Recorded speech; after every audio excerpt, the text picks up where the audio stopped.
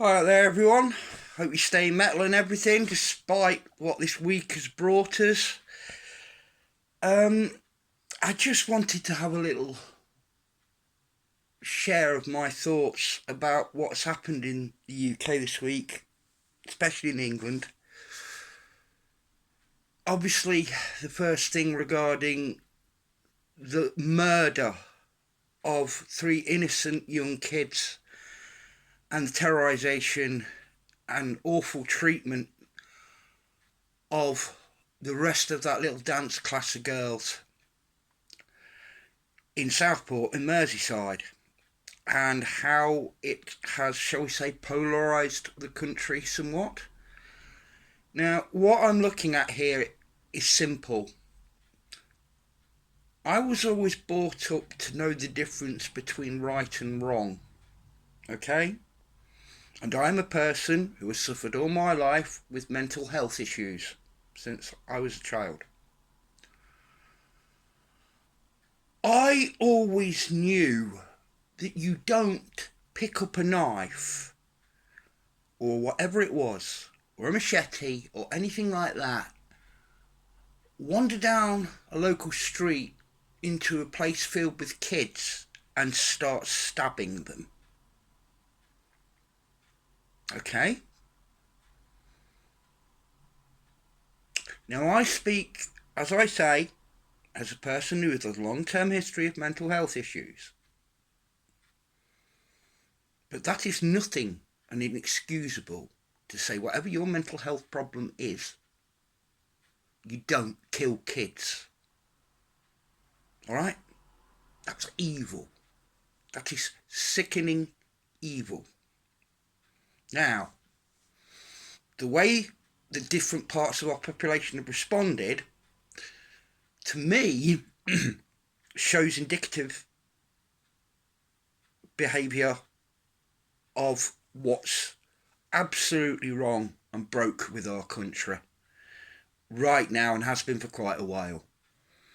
The first thing is trusting and believing in anything you see on social media and accepting it's the truth straight off. Yes, I'm talking about you silly billies up there in Southport who reacted to that Channel 3 news item saying the lad's name, and you automatically reacted and went out there and created chaos, unnecessary chaos, on the streets where those people were still dealing with the loss of little ones. Okay? Think before you go out and do that. Okay? Yeah, I'm as sick as you about the way this country's gone and what's happened. But here's something else as well. I've never voted in my life for any of them. I'm proud of that fact. I wish there were more people like me who never vote. We don't trust any of them. I never have, never will. But damn, it's time to start making points. Now, you silly billies out there who automatically react and believe everything you see online and then think, rah!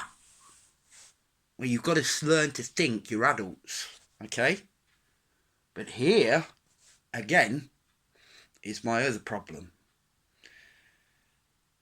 When people go out on the streets, and from what I saw, okay, and what I've seen on social media, and the people who filmed it, who are just going out with a voice, believing in who they are and thinking their country is broken, and just saying, we want to keep our kids safe, yeah?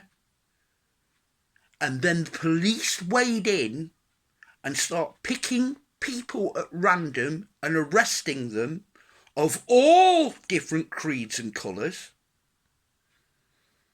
just for saying what they think. And there's a problem with our police, our government and our media and the way it's reported.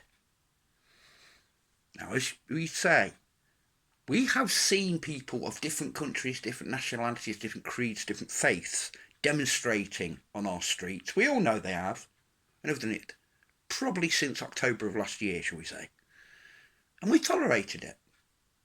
We're a good, tolerant nation, generally. But when we, as a people, say we want to keep our kids safe, and there is something really, really, really wrong in the state of England, and then they tar us with a brush that seems to say we are somehow far right-wing thugs. Hello, Sir Keir Starmer. I'm wondering to myself, do these people in charge of our country, any of them, have a grip on reality of what it's like outside of Westminster and the London bubble? What it's really like in our country right now, and has been for a while. Right? Because we have reached the point, I think now, of where we are absolutely sick of us being called thugs, racists, right-wing. We're not. We've watched our country for years being destroyed systematically because of the wishes of the few. Not the many, the few. I will reiterate, I have never ever voted in my life, and I am proud of that. Yeah? Because I've watched governments all my life come in with promises to make our lives better, and they never have they? Face it. They've always made our lives that little bit worse. Right? Made us pay more tax. Lost our laws. Not allowed to speak our minds. Not allowed to say anything that's directly in a position of their narrative and the plan of the way that things should be according to them. Now here's what I'm saying. You better all watch out, you people in charge. Because you're tarring people who are innocent and making them look out to be wrong and criminalising them. And all they're doing is being concerned citizens of our country. Now, you better watch out, because if you keep pushing us and demonising us that we're some kind of, what, Nazis? Is that what you're saying? We're fascists? Because all we do is care about where we come from. Then you better watch out. Because sooner or later, we'll be coming for you. And there'll be no stopping whatever you hide behind. Police, army, nothing.